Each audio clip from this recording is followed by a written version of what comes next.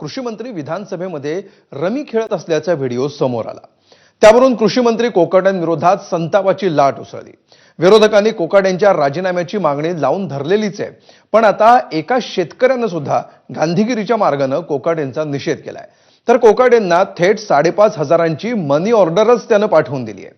Rummy खेळा, काहीतरी जिंका आणि पैसे परत पाठवा असं आवाहन नाशिकमधल्या एका शेतकऱ्यानं केलंय। पाहूया हा स्पेशल रिपोर्ट।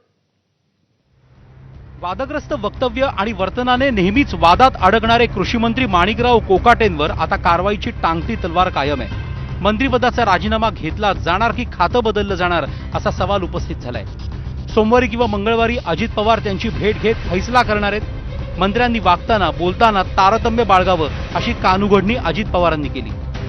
मागे एकदा त्यांच्याकडनं असंच काही गोष्ट घडून गेली, तेव्हाही मी त्याची दखल घेतली होती आणि त्यांना सांगितलेलं होतं की हे असं होता कामा नये। परत दुसऱ्यांदा घडलं, दुसऱ्यांदा पण मी त्यांना जाणीव करून दिली, इजा झाले बिजा झाले, तिजाची वेळ आणू नका।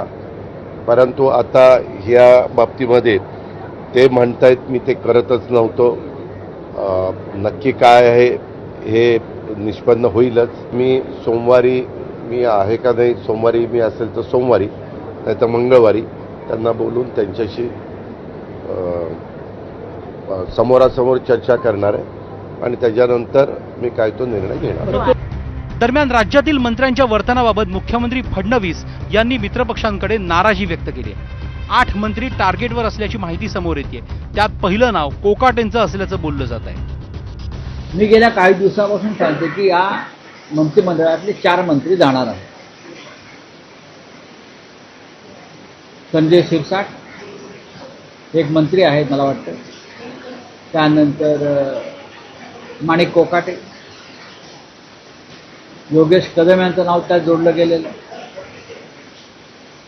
बाकीची नावं समोर येत आहेत, पण 4 वरून संपूर्ण मंत्रिमंडळाची सफाई करून एक वेगळ्या चेहऱ्याचं मंत्रिमंडळ आणावं अशी चर्चा दिल्लीत आणि मुख्यमंत्र्यांच्या वर्तुळात सुरू आहे। आता खरं म्हणजे मंत्र्यांनी कसं वागलं पाहिजे हे सांगण्याची वेळ आता आपल्यावर येते आहे, हीच दुर्दैवाची अवस्था आहे।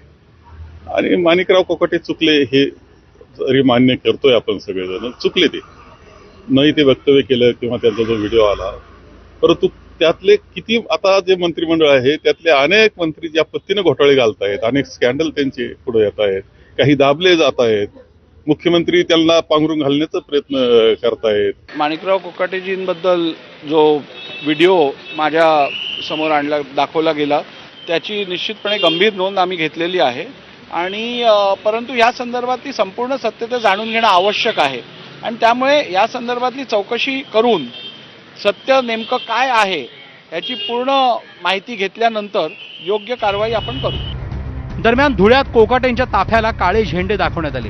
ठाकरेंच्या शिवसेनेनं हे आंदोलन केलं। काळे झेंडे दाखवत कोकाटेंच्या हकालपट्टीची मागणी ठाकरेंच्या शिवसैनिकांनी केली आहे।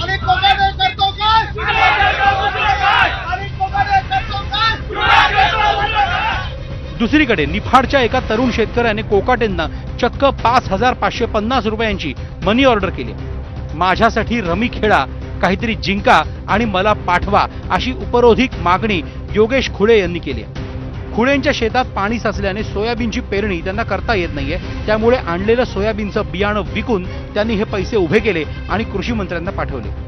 आपले राज्याचे कृषी मंत्री ज्यांना या गोष्टीचं कुठल्याही प्रकारे गांभीर्य नाही, सोयाबीन पेरणीसाठी जे बियाणं घेतलं होतं माझ्या क्षेत्रामध्ये, ते सोयाबीनचे बियाणासाठी जे पैसे लागले मला, मी ते बियाणं दुसऱ्या वैयक्तिक लोकांना विकून आणि त्यातनं मला आलेले जे काही 5,550 रुपये आहे ते मी माननीय कोकाटे साहेब यांना मनी ऑर्डरद्वारे पोस्टामधनं सेंड केले आहे आणि मला एकच अपेक्षा आपल्या राज्याचे कृषी मंत्री यांच्याकडून आहे की त्यांनी याचं मी पाठवलेल्या पैशांचा एक रमीचा डाव खेळावा व त्यामधून मला पैसे मिळवून द्यावे।